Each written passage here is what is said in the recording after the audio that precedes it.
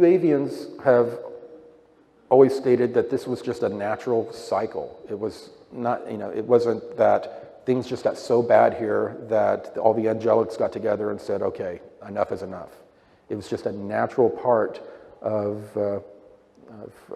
how the cosmic machine works. This would cause not only a consciousness expansion, but the energetics were going to cause our DNA to change in vibration and other strands become more energetically available to us. And that helps us with that helps us with the spiritual side, more bandwidth, energy bandwidth. Now, on the timeline that the blue avians showed me, they did show me the buildup of, as the sun got, more of the energy was feeding through the sun, the earth begins to heat up from the inside from the energy from the sun, and volcanoes begin to get much more active. And then the storms become more and more powerful, more and more energetic. And these are all just signs of the energetics building up in our solar system.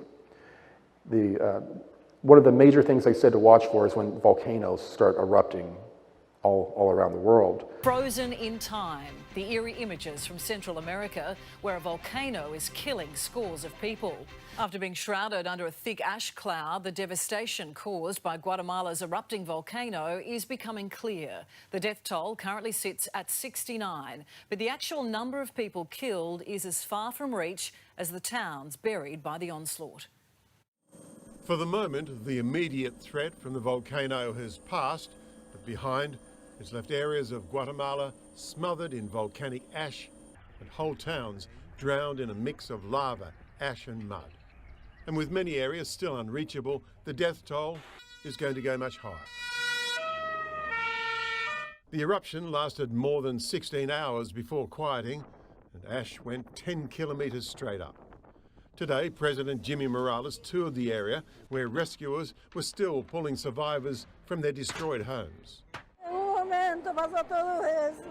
It happened so suddenly, she said, we couldn't figure out what to do. I thought we were never going to get out. There are still signs of hope. An entire family, the youngest, this baby, all found alive. Dozens of similar rescues happened throughout the day. For a while, many underestimated the speed of that rolling cloud of deadly ash and stood there with their phones videoing the blackening sky, and some left it too late and died, not knowing that the gathering storm was travelling at somewhere near 60 kilometres an hour. The police in this vehicle caught and then swallowed. When it became so thick, they pulled to a stop and waited and survived.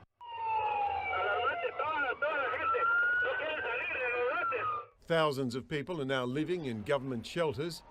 More than 300 are injured, many suffering from lung damage after inhaling all that ash. So what kind of earth changes can we expect during this transition? Well, this gets a little scary. There are some disturbing things that are going to occur.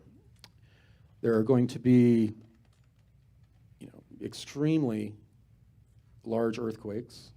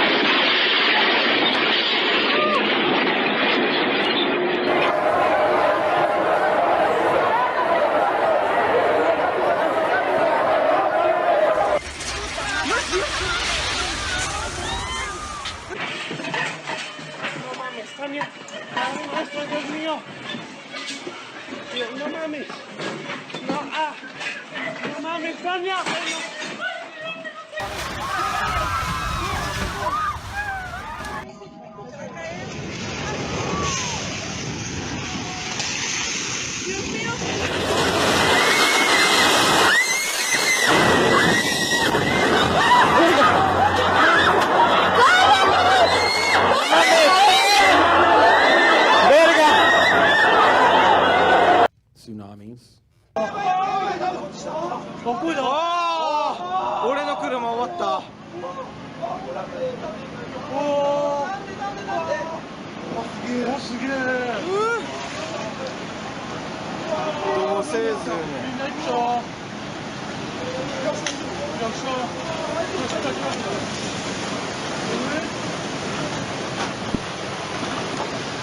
わった。すべてが終わった。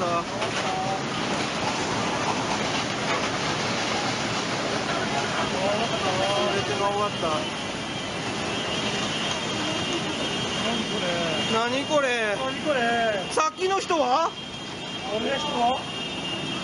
さっきの人は？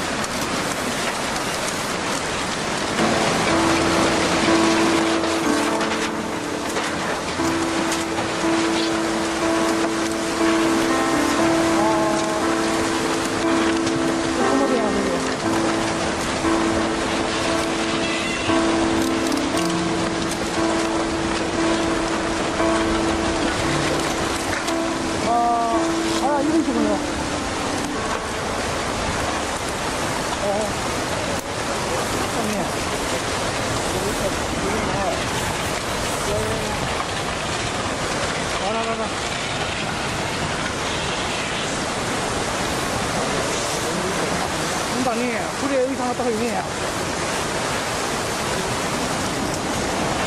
いや。参ったな、ガスやこんな不安になって、初めてやね。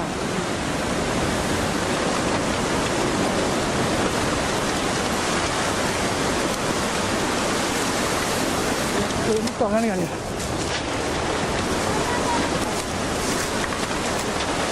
いや。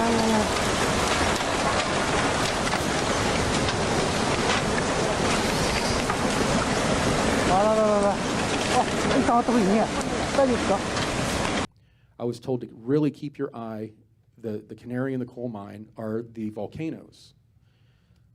RE told me that when you start seeing these multiple volcanoes starting to erupt, then you know that it's getting very close to this crustal displacement that occurs and the solar flash. And it all occurs at pretty much the same time. This is a civil defense message for Wednesday, June 6th at 1:30 in the afternoon. The National Weather Service reports slow easterly winds are expected to bring fog to the island interior starting tonight and over the next 2 days. Volcanic gas output and ash emissions may increase, affecting air quality across the central and southern half of the island. The trades are expected to pick up again by the weekend. Due to the changing wind conditions, the following is provided for your information. Take action to limit further exposure. A community meeting on volcanic ash and fog will be held at 5:30 this evening in Kona at the West Hawaii Civic Center Council Chambers, Building A.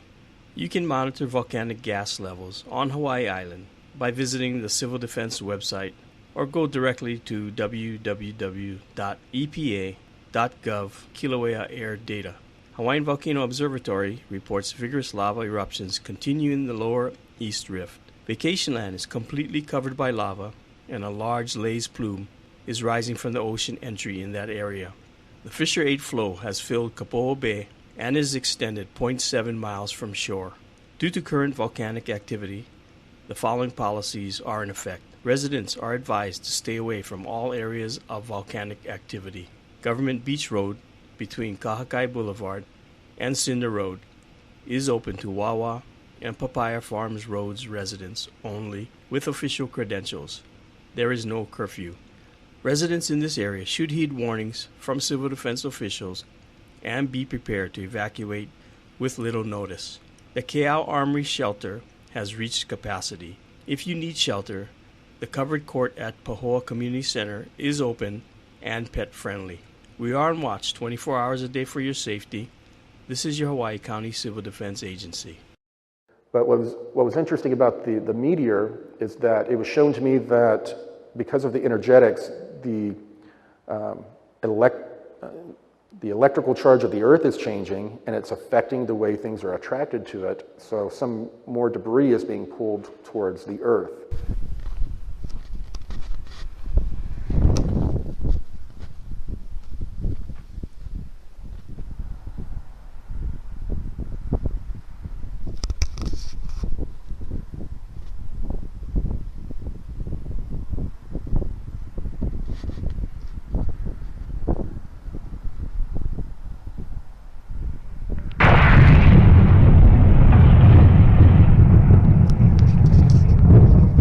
And one of them was a meteor that was pulled in over the Pacific Ocean, exploded pretty high up in the atmosphere and sent a shock wave and caused a tsunami. Not a super devastating one, but a tsunami.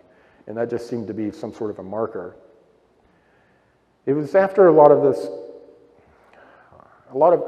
this was shown to me in dreams and through technology that I decided to move my family to Colorado. Yeah, nice. It's one of the safe zones that they showed me. Down on the floor, the team is assembling the shell for prepper Shay DeGan's massive bunker. They're just getting started on the 10 by 40 foot sleeping unit. For Shay's bunker, we use 1/4-inch plate steel floor, 3/16 walls, 4-inch C-channel, which reinforces the walls every 2 feet. Makes it really, really strong, withstands all the pressure the dirt is going to be right on top of it. Scott's floor manager, Jesse, is in charge of the build. This end over here wasn't cut totally straight. That's fine. Just as tack long as it. it's square. Yeah, it's square. Okay. Yeah, tack it all up. Scott's son, Alex, is tackling the first exterior wall. Oh, but these got to be... The other way? And Jesse's keeping watch. We had to turn them over because he couldn't weld right here. This would be the floor. And if you had to turn it over, you couldn't weld this seam. That could have been a big mistake. Alex is a bright kid, but he's still learning. He still makes mistakes. Welding the C-channel, it's something I should have known how to do. When you start getting comfortable, you don't pay as much attention. Scott kind of put it on me to teach Alex. I'll make sure he knows everything. Jesse's gonna have to keep a close eye on Alex. Shay's coming in to tour his bunker in 10 days, and every mistake puts them behind schedule. All of these federal agencies needed to prepare for solar flares or geomagnetic disturbance that would bring down not only the electrical infrastructure, but would affect technology long term. So they're building EMP devices to test it in probably a city near you at some point. And most people who watch this show are probably savvy enough to know that there was this thing in the 1800s called the Carrington event. At the time we only had telegraph lines and it melted everything, just from a solar flare. So this is a very serious concern. What do we do without technology? I mean, do these beings that show up help us once we lose all our toys so that we don't just become totally bereft of the basic necessities for life? If we put out a calling, then we'll have beings help us. But during this time period, they fully expect us to be untrusting of other beings coming in bearing gifts after we had just broken the control system of another non-terrestrial group. Did that kind of thing happen with Mika's people as well? Yes.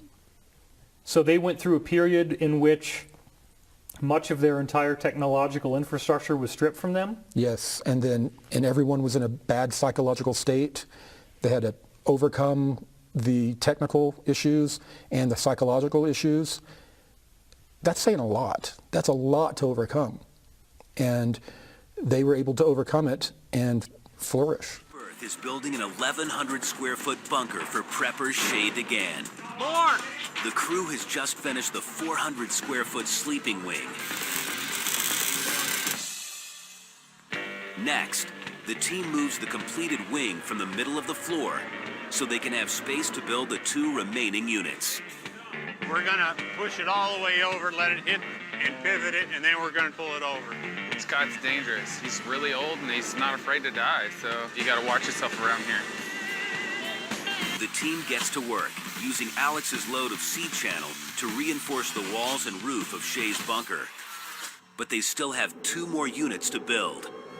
When finished, Shea's prep will be complete. How many people watch Suspicious Observer? Yeah. Because they follow the electric universe concept, they've been able to understand how these magnetic connections between the sun and the earth work. And they've been able to start to predict earthquakes. So they're beginning to see the transition. I mean the relationship between the sun and the Earth's weather, the volcanism. And the more that we're starting to adopt the electric universe model, the more we're going to be able to understand how the cosmic web works. Very recently, they announced the cosmic web and how it works in mainstream media. I mean, how many people have seen that announcement? They announced that, oh, we discovered that there is no dark matter. It's not dark matter. What's occurring and what explains the anomalies that they're seeing is that everything in space and time is connected. Every galaxy has an electromagnetic filament connecting them. And then Hubble looked at, they were able to see what the universe looked, like 4 billion years ago. And with the imagery they pulled up, it looked like a big cobweb with all of the galaxies having kind of a light filament in between them.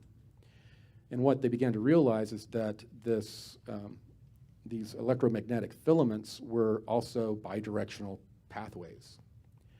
That is how the cosmic web is how the portal systems work. Each galaxy is connected through these filaments. Each star is connected through these electromagnetic filaments. Within each star, you have planets or any type of matter within that solar system.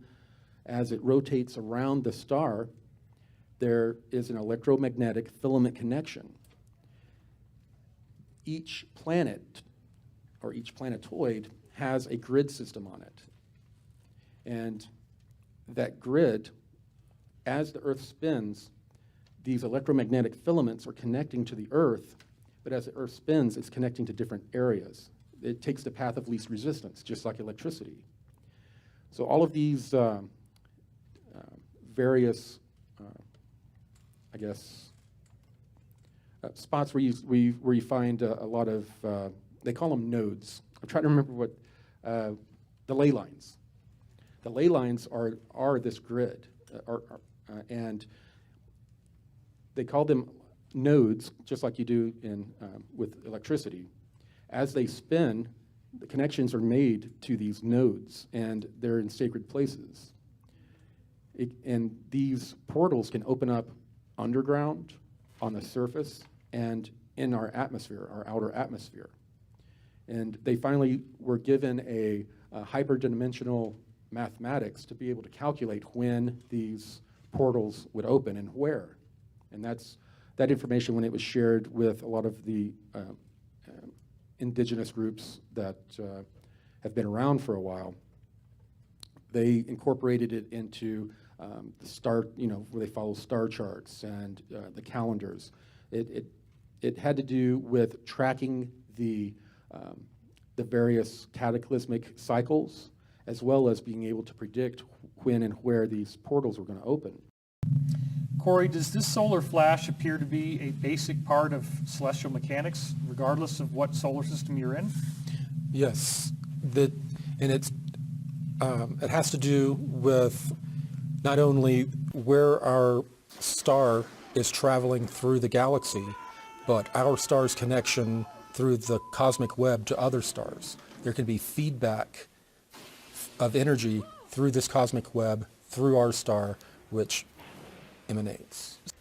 To what degree do they have access to technology compared to where we are now? How much has that changed for them? That changed almost overnight, because like what's expected to occur here, all of the technology they had was basically made inoperable during these solar pulses that occurred. And they had to start over again. And when they started over again, their technology started to become more of a consciousness-based technology, much more advanced. And you're saying that's also expected to happen here? Yes. Yes, once all of this technology that we think is modern is removed, we have these different secret space programs that have built out an infrastructure that, what's going to happen to this infrastructure during this solar pulse. So we're going to go from using electronics only to using different types of technology that is consciousness-based. And Car East people are doing that.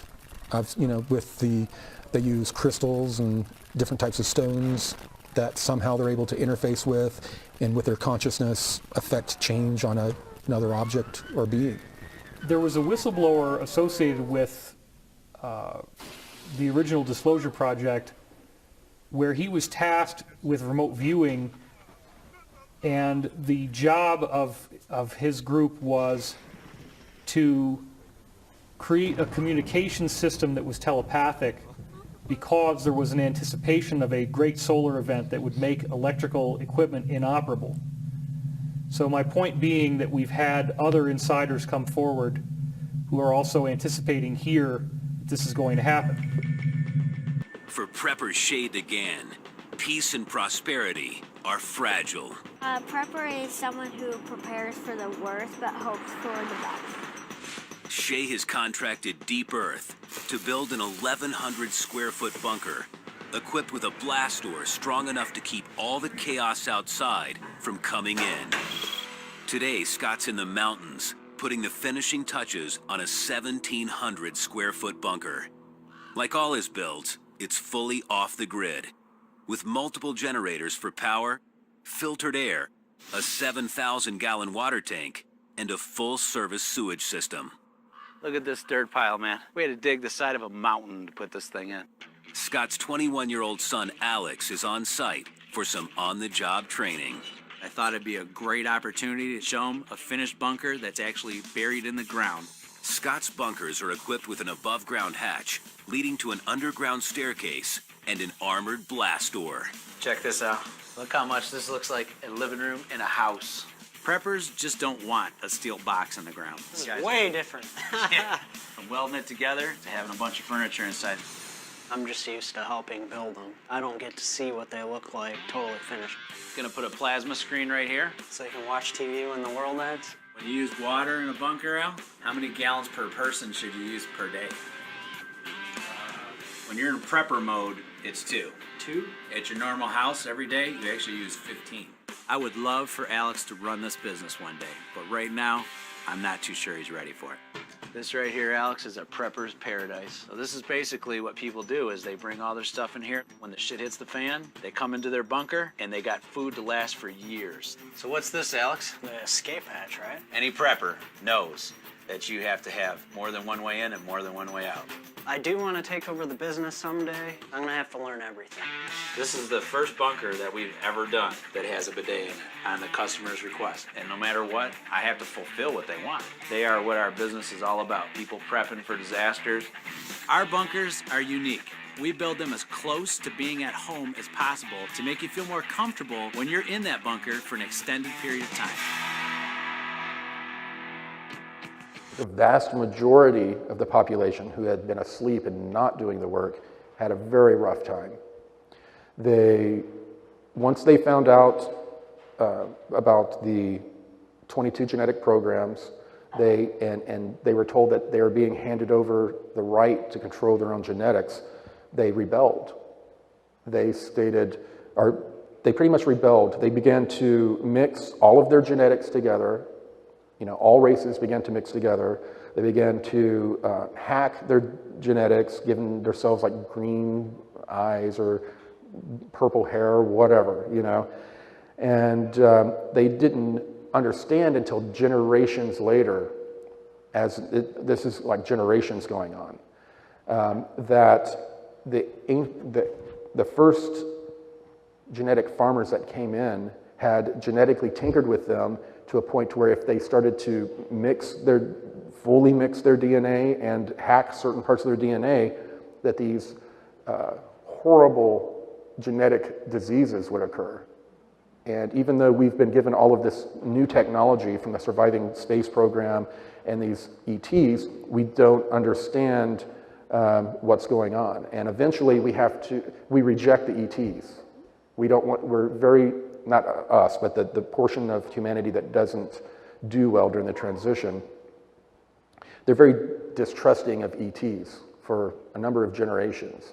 And eventually when they have this genetic disease, they have to call in the ETs for help. And then the ETs come in and assist them, and then they begin to open up to the ETs, and their consciousness begins to catch up to the rest. And after a number of generations, the consciousness gets to a point to where everyone is pretty much caught up. 1,300 miles away, general contractor Steve Willis is prepping the site for his bunker install. I'm totally psyched. My bunker's here. I can't believe Scott and the boys got it here as fast as they said they would. Holy shit, dude, that thing is huge, man. It's another typical day at the office. We got cranes here, we got huge semi-trucks, we got a bunker, and in a few hours, this bunker is gonna be in the ground, and this family is gonna be safe. You have to be very careful when you're using a crane and picking up something that's that heavy. This thing weighs 10,000 pounds. If it drops off the crane, it could kill somebody, smash a car, go through the house. You have to be careful. Once the bunker is in position, it takes 22,000 pounds of earth to cover it up. Ready to check this thing out? I'm ready, man. Let's check it out. You see this door right here? Yeah. Bullet resistant up to 50 caliber rifle. Damn right. So you don't have to worry about anybody getting in here. You got bunks that fold up against the wall. Wow. Very nice. This is awesome, dude. Plenty of room in here. I'm psyched, man. It's great. Let's take a look at some of the defensive items. I can't wait. That's what I'm like ready The to do. important stuff. Yeah. This is the periscope, which Wow. is EMP resistant. Excellent. And watch when I zoom this thing in. Who is that? That's Jesse, dude. That is incredible. Look at that. Man, that's like 300 yards from here. I mean, that's unbelievable. I mean, the beauty is like that's the one point where people can come in here. And now I got a perfect view of it while I'm safe inside the bunker, man. That's just amazing. I can't believe that. So far, Steve's happy with everything I've shown him, but I saved the best for last. Steve's bunker turned out perfectly. He seemed very happy about it, and I'm happy as well. I couldn't be more pleased with the way this bunker turned out. It's everything that I had possibly hoped for and a lot more. The $50K I spent on this bunker was well worth it. You cannot put a price tag on peace of mind and the security of your family. I mean, whatever happens, I'm ready. If civil unrest breaks out, I know for a fact this bunker's gonna keep me and my family safe. I still got some work to do, but now that the bunker's here, I feel confident that whatever the future brings, we can handle it.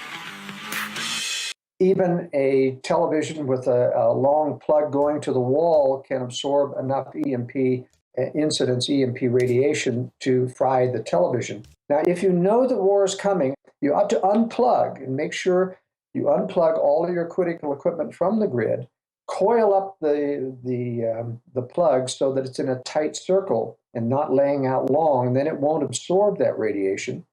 Any of your spare electronics should be stored in those trash cans.